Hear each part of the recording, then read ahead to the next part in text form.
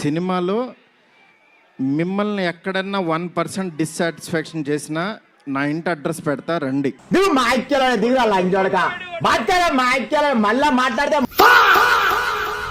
ఈ వీడియోలో నేను మాట్లాడింది సినిమా క్యారెక్టర్ల గురించి, హీరో హీరోయిన్ల గురించి కాదు.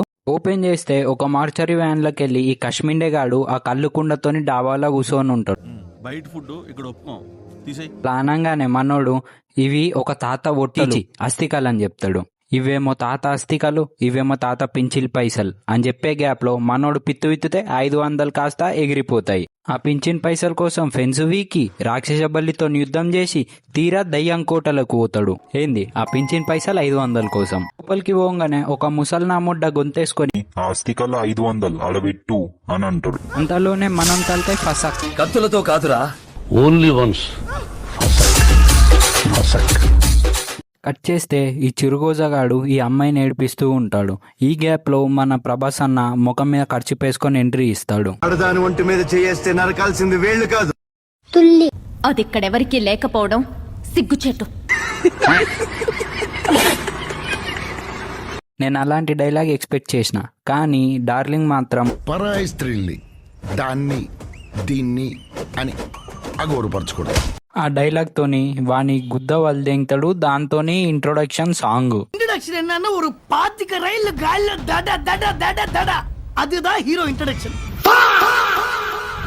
సాంగ్ అయ్యాక హీరో నానమ్మతో మాట్లాడుతుంటే నానమ్మ కళ్ళు తిరిగి పడిపోతుంది. అర్జెంట్ గా 1 కిలో ధనియాలు, 1 పావు కాఫీ పొడి, 1 సిగరెట్ ప్యాకెట్, 2 పారాగన్ చెప్పులు తీసురా. అయ్యన్ని ఇప్పుడు ఎందుకయ్యా? మరి అంబులెన్స్ ఫోన్ చేయరా ఎదవా. సినిమా మొత్తంలా జోక్ ఏదన్నా ఉందంటే అది ఇదే. యామి టైమింగ్ రా సచ్చినాడా. வந்து பார்த்தா அம்மா அம்மாக்கு வந்து ஹார்ட்ல இந்த மாதிரி ஒரு ஹோல்.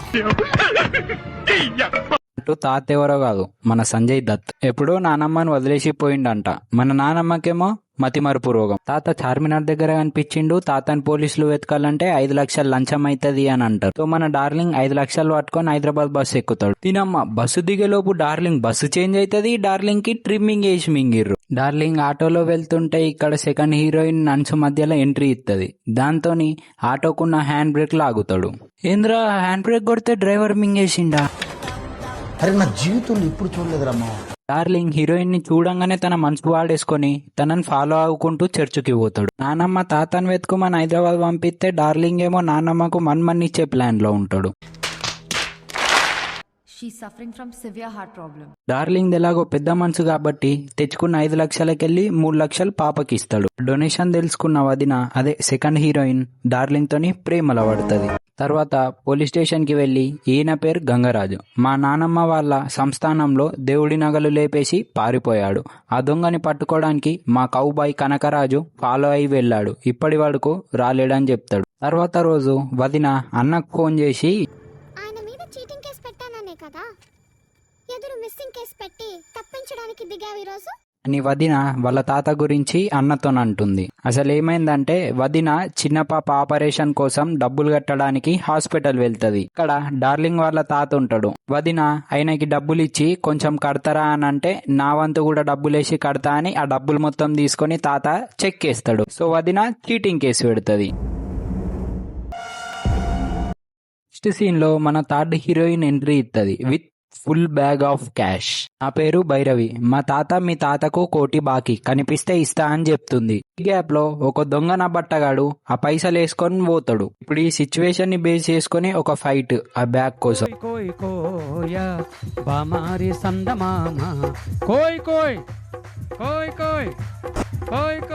డార్లింగ్ ఎలాగో ఫైట్ చేసి అలసిపోయాడు కాబట్టి మన థర్డ్ హీరోయిన్ ని హగ్ చేసుకుని ఒక పికప్ లైన్ చెప్తాడు. దీన్ని వదిన చూసి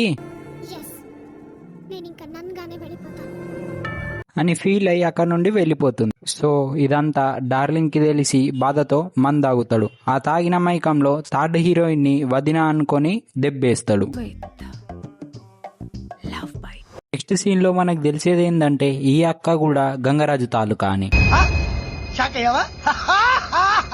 కట్ చేస్తే నానమ్మ ఊళ్ళకి చెప్పకుండా హైదరాబాద్ వస్తుంది. ఆడ తాగబోతున్న కొడుకులు ఆమె బంగారం ఎత్తుకొని పోదామని చూస్తే గ్యాప్ లో మళ్ళా ఫైట్ చేస్తుంది. ఈసారి థర్డ్ హీరోయిన్ ఫైట్.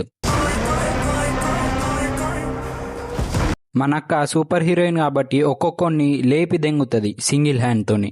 డార్లింగ్ తన తాత కోసం వెతుకుతే గంగరాజు ఫాలో అవుతున్నాడని తెలిసి గంగరాజుని చితక్ కొడతాడు. అది తెలిసి భైరవి అక్క వచ్చి అతను మా తాత అని చెప్తుంది. ఇప్పుడు నాయనమ్మ ఫ్లాష్ బ్యాక్. నానమ్మ అప్పట్లో దేవనగిరి అనే సంస్థానానికి వారసురాలంట. గుడిలో ప్రసాదం పెడుతుంటే మన తాతకి ఉచ్చాక పోయి ఆమె చేయి పట్టుకుంటాడు. గంగరాజు ఎంట్రీ ఇచ్చి నీకెన్ని ఒట్టకాయలరా అని చెప్పి వాని గుద్దంతా వాళ్ళ కొట్టిపిస్తాడు. గంగరాజు ఆకలితో ఉన్నాడు, వదిలేయండి.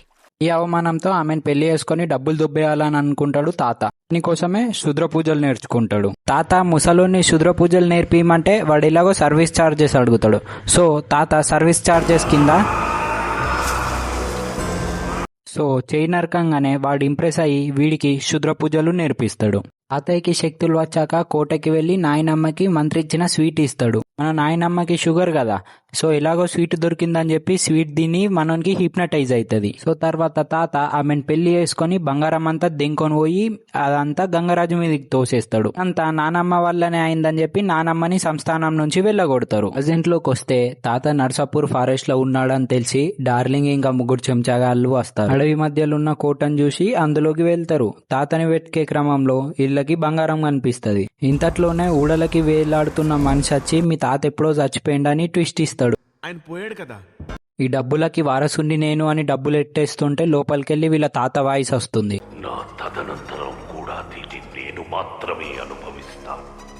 డార్లింగ్ అది లెక్క చేయకుండా డబ్బులు జరుదుతుంటే కళ్ళు కుండలకెళ్ళి అలా తాత ఎంట్రీ ఇస్తాడు.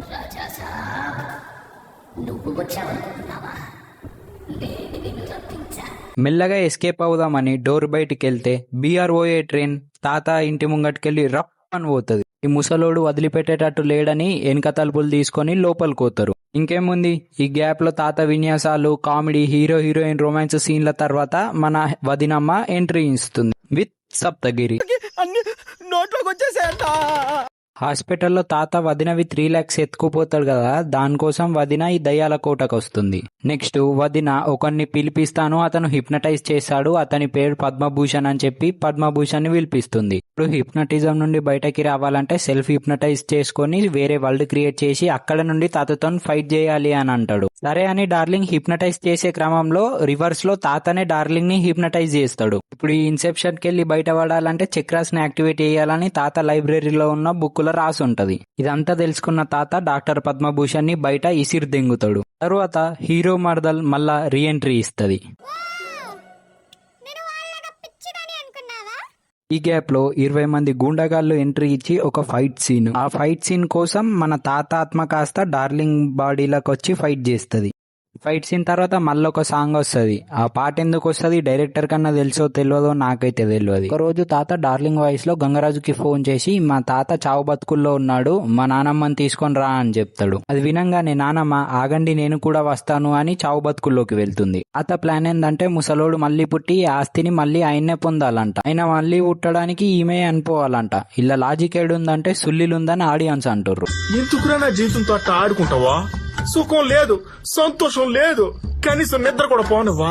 నానమ్మ హాస్పిటల్లో ఉంది అని హీరోకి తెలిసి కార్లో హాస్పిటల్ కి వెళ్తాడు. కానీ ఎంత మాట్లాడినా వాళ్ళకి వినపడదు. ఎందుకంటే డార్లింగ్ హాస్పిటల్ కి వెళ్ళినట్టు తాత హిప్నటైజ్ చేశాడంట. సో లాస్ట్ కి డాక్టర్ పద్మభూషణ్ చెప్పిన ట్రిక్ వాడి డార్లింగ్ సెల్ఫ్ హిప్నటైజ్ చేసుకొని సపరేట్ వరల్డ్ క్రియేట్ చేసుకొని ఫైట్ చేస్తాడు. తర్వాత ముసలితోని ఫైట్లు, మ్యాజిక్ ట్రిక్కులు ఇదంతా వర్కౌట్ అయ్యేటట్టు లేదని తాత పెద్ద ఫోరమ్స్ లెక్క మారి నన్ను నీలో కలుపుకో అని ఫైట్ చేస్తాడు. లాస్ట్ కి హీరోస్ చక్రాస్ యాక్టివేట్ చేసి ఆ ఫోరమ్స్ తాత మాన్స్టర్ ని నాశనం చేస్తాడు. బాబో బయలుదేరు, ఇంటికెళ్ళి బిర్యానీ వండుకోలే మా సినిమా అయిపోయింది. గైస్ వీడియో మొత్తంలో ఒక్కసారి నవ్వుకున్న ఒక లైక్, ఒక సబ్స్క్రైబ్ కొట్టండి. ఫేవరెట్ పార్ట్ కామెంట్ లో పెట్టుర్రి. ఉంటాయిగా, బాయ్. కట్టింగ్